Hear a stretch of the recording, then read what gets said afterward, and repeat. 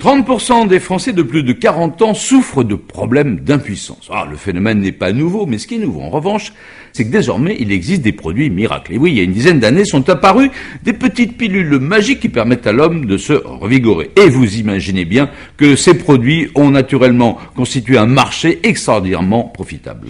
Si en France il est interdit de faire la pub des Viagra, Cialis et autres Levitra, il n'en va pas de même partout dans le monde. Et quand on s'intéresse un petit peu à la façon de faire grimper les courbes des ventes de ces produits, on se rend compte que l'argument et la caution médicale cèdent vite leur place à des messages nettement plus épicuriens où le plaisir le dispute au rire. Une enquête de Xavier Martin.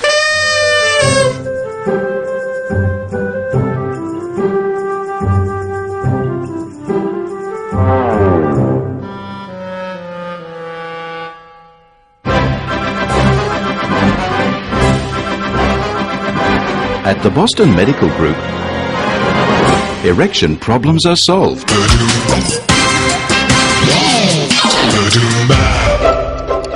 On a beau retourner le problème dans tous les sens, quand ça veut pas, ça veut pas. Eh oui, pas toujours facile quand on est un homme de remplir son devoir conjugal. Selon une récente étude, ils étaient 152 millions à souffrir d'impuissance en 95. Un chiffre qui pourrait atteindre 322 millions en 2025.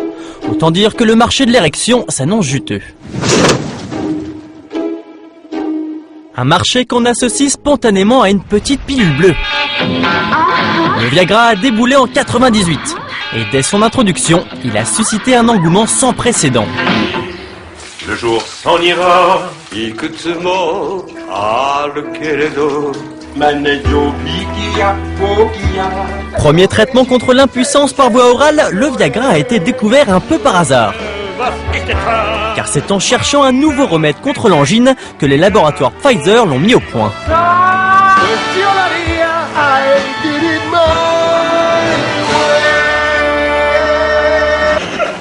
Pour beaucoup d'hommes, ce médicament a permis de résoudre certains des problèmes qu'ils avaient au lit.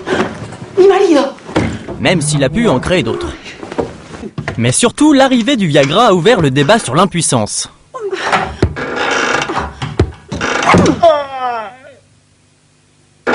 Désormais, il est moins tabou d'en parler.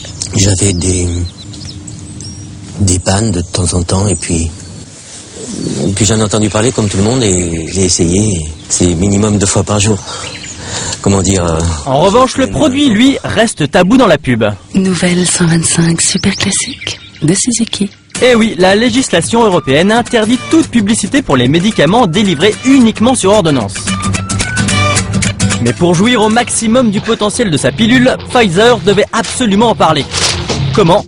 Grâce aux médias tout d'abord. Lors de son arrivée en France, par exemple, on a pu dénombrer plus de 6000 mentions du Viagra en télé, radio et dans les journaux. Et ça, c'est de la pub à l'œil. Côté pub payante, Pfizer tente une approche par la bande. Le laboratoire finance des campagnes génériques, dans la presse ou à la télévision, comme ici en Allemagne, qui abordent le problème de l'impuissance sans jamais citer le nom du produit. Nicht für alle endet ein schöner Abend in der Erfüllung ihrer Wünsche. Bei Potenzstörungen gibt es Hilfe. Fragen Sie deshalb vertrauensvoll Ihren Arzt um Rat. Das ist die Liebe wert. En Amérique du Nord, la législation est plus coulante. Là-bas, on a le droit de faire de la pub pour les médicaments. Comme le Viagra est tout nouveau, il fait un peu peur. D'autant que rumeurs et controverses vont bon train sur sa nocivité potentielle. Alors pour rassurer, Pfizer met des blouses blanches à l'écran.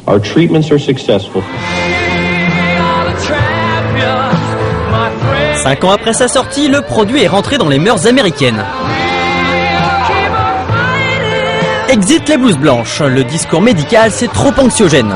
Pour dédramatiser la prise du produit, place à l'humour. How does it feel to retire? Pretty darn good. Next. What are you going to do with all your free time? Well, I'm going to spend a little more time.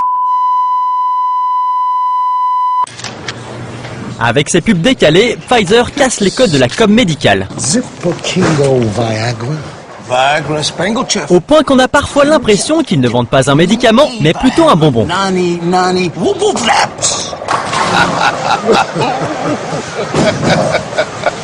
Mais l'avenir n'est pas si rose pour la pilule bleue. Le succès excite la concurrence et 2 nouveaux médicaments miracles vont faire leur apparition. Le Cialis du labo Lilly et le Levitra du laboratoire Bayer. Des concurrents qui vont ébranler la position dominante du Viagra. En France par exemple, c'est le Cialis qui est désormais numéro 1. Mais surtout, ces concurrents vont faire évoluer la com sur les produits érectiles. Dans les pubs, place aux femmes, qui dans cette affaire sont forcément un peu concernées.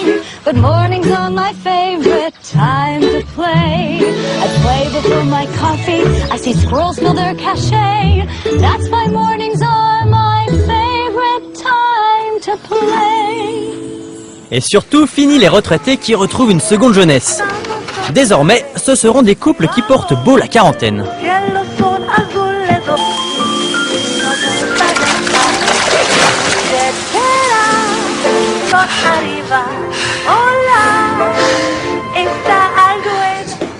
Et la miel? Bref, en rajeunissant la cible, les laboratoires ont réussi à élargir le cercle de leurs consommateurs potentiels.